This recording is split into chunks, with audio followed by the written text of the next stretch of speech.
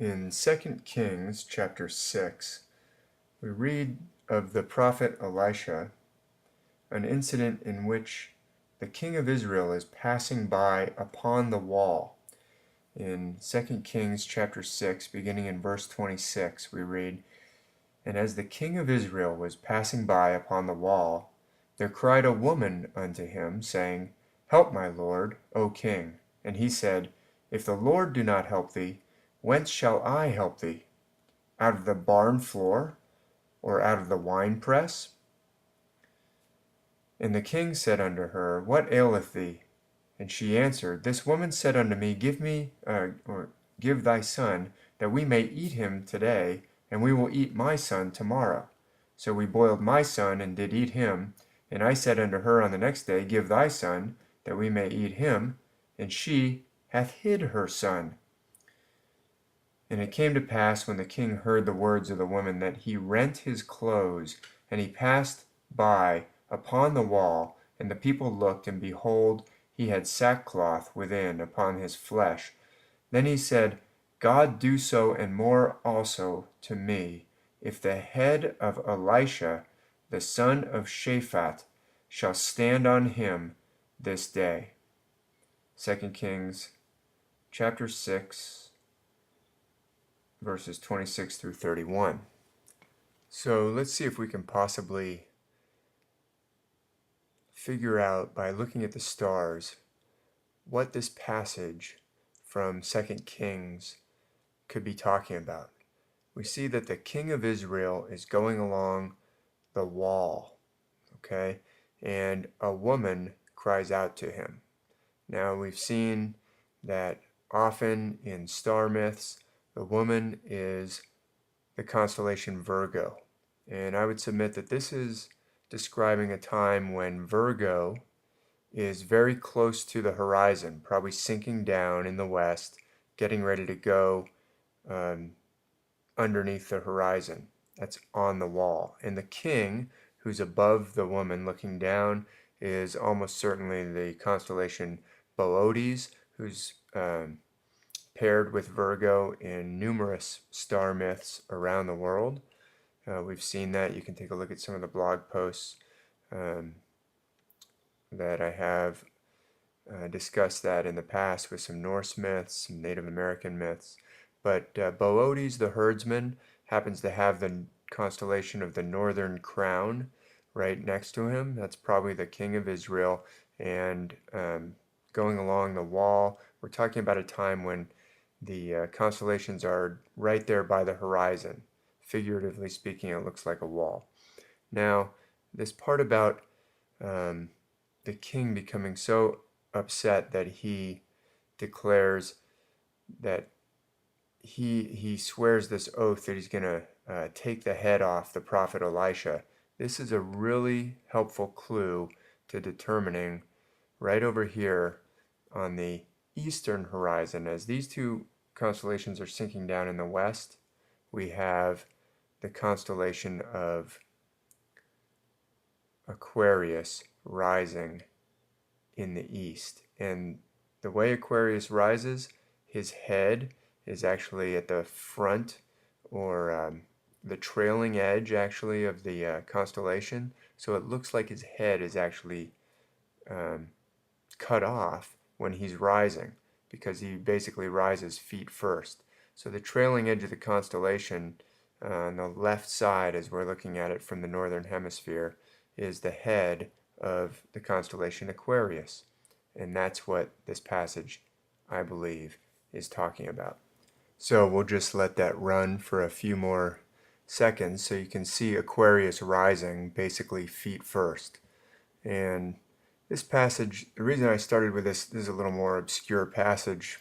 You may never have heard of this passage before, but it helps to establish that Elisha is associated with the constellation Aquarius.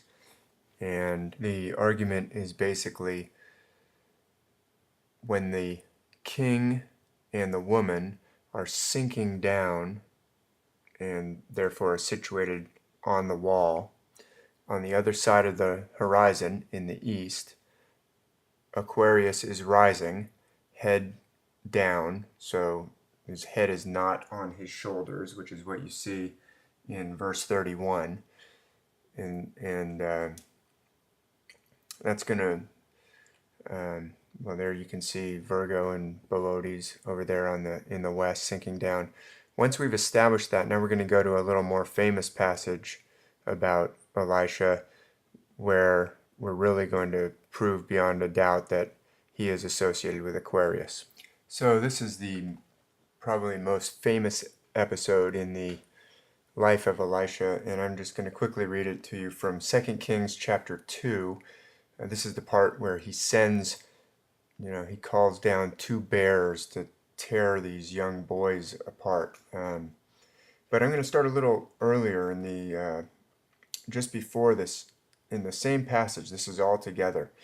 This is 2 Kings chapter 2, beginning in verse 19, and I'll read to the end of that chapter.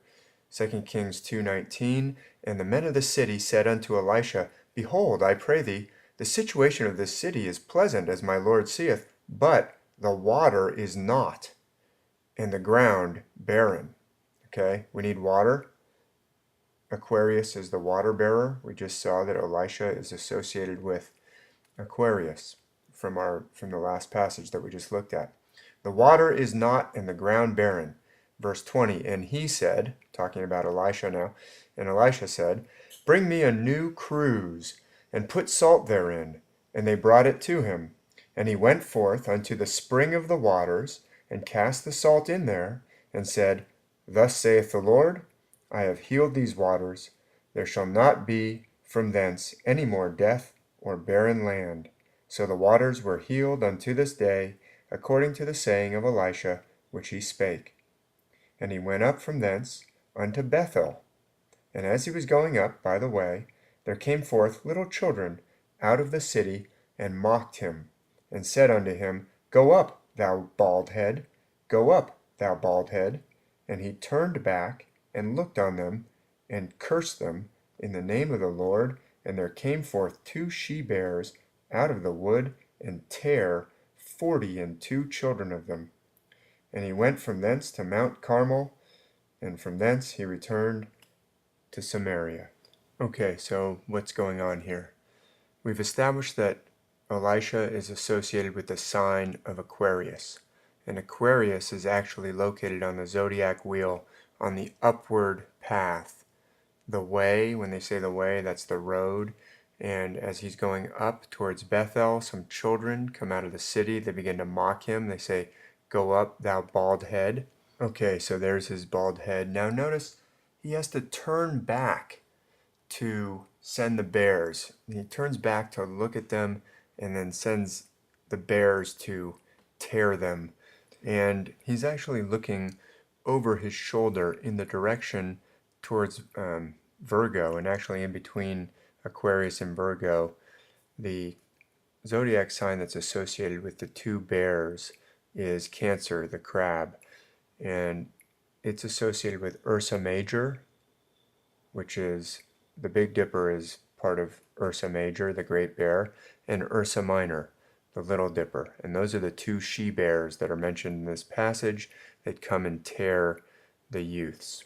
So a possible explanation for the number 42 of the children that are torn by the bears is that if you take the two digits 4 and 2, they add up to 6. 6 zodiac signs counting from Aquarius will take you to Cancer, which is the sign that's associated with the decans. They're called the decans of, each sign has 3 associated constellations, and Cancer happens to have Ursa Major and Ursa Minor, the two bears associated with that zodiac sign, and that's a count of 6 from Aquarius. So there you have it. A couple of passages that establish pretty clearly that Elisha is associated with the zodiac sign of Aquarius. That part about, we've got a prophet of God here cursing these children for taunting him, and then bears, come out and tear them apart. What's that all about? Well, it turns out it's an allegory. It's metaphorical. This is a star myth. Those two bears, are the Big Dipper and the Little Dipper. Okay? This is another example of the fact that all the world's ancient sacred traditions are actually built upon a common system of celestial metaphor. Thanks for listening.